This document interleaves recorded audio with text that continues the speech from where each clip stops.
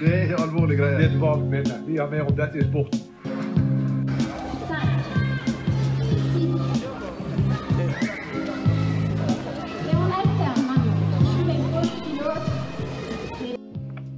Un Jean-Michel peut en cacher un autre.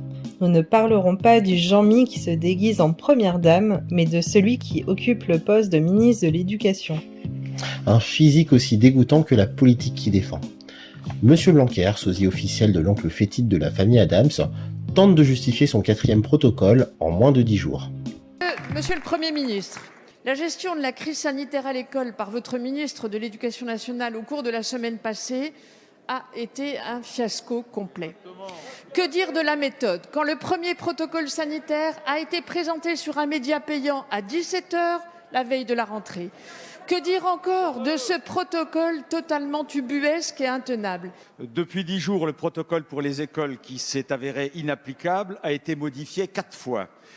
Le 30 décembre, le 2 janvier, puis le 6 avant des ajustements apportés hier par vous-même. Un record d'ordre, de contre-ordre, de désordre. Et face au jeudi noir qui s'annonce, quand allez-vous présenter votre démission, monsieur le ministre? Mesdames et messieurs les députés, Madame la députée Sylvie Tolman, on voit bien à la conclusion de votre question ce qui vous inspire réellement.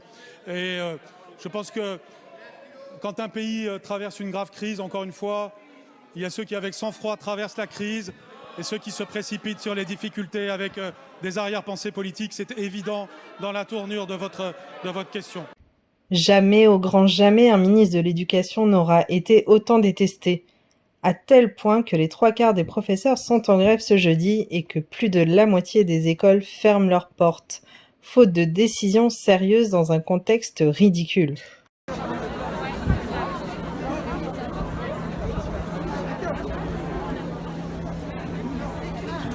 Crise sanitaire, faut vacciner Blanquer. Crise sanitaire, il faut virer Blanquer. Crise sanitaire, faut vacciner Blanquer. Crise sanitaire, il faut virer Blanquer. Permettez-moi de vous répondre d'abord en indiquant mon immense soutien dans la période à Jean-Michel Blanquer. Ça a toujours été un très grand protecteur de l'école.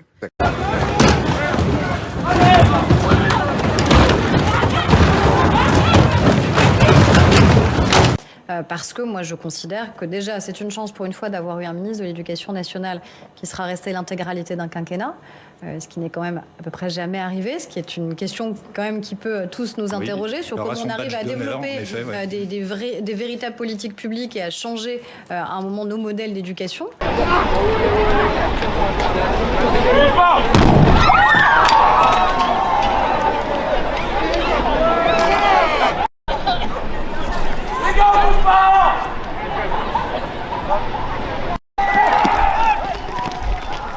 Oui, alors Blanquer a toujours fonctionné comme ça. Ça fait 4 ans que Blanquer fonctionne comme ça. Ça fait 4 ans que les décisions officielles, et pire encore depuis le confinement, depuis le premier confinement, sont données par voie de presse.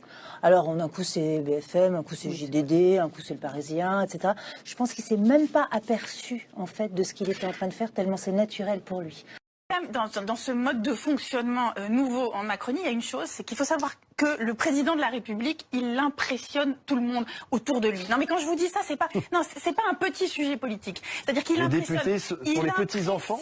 Et ses conseillers et les ministres au fond, ils sont tous bluffés. Mais au lieu d'être facteur, si vous voulez, d'une belle et saine émulation, eh bien, ce caractère impressionnant du président de la République paralyse le système. C'est-à-dire qu'en fait, ils ont tous au fond une forme de sidération parce que il est exceptionnel, Emmanuel Macron. Alors vous me demanderez pourquoi mettre cette séquence alors que le sujet est Blanquer. Eh bien sachez que cette pseudo-journaliste de BFM TV n'est l'une autre que la conjointe du sinistre de l'éducation. On a d'ailleurs retrouvé des témoignages.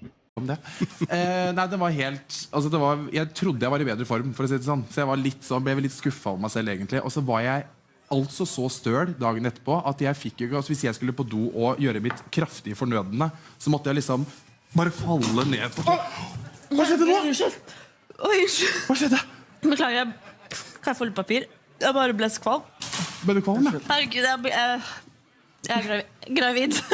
Er du gravid? Nei, det går bra. Ta deg en liten pause. Vi er jo i Ålesund. Nei, vi er jo i Bergen. Vi er Norges nest vakreste by. Nå skal vi til den vakreste. I Ålesund så starter i dag den årlige båtfestivalen. Og vi avslutter da denne sendingen med spektakulære billetter.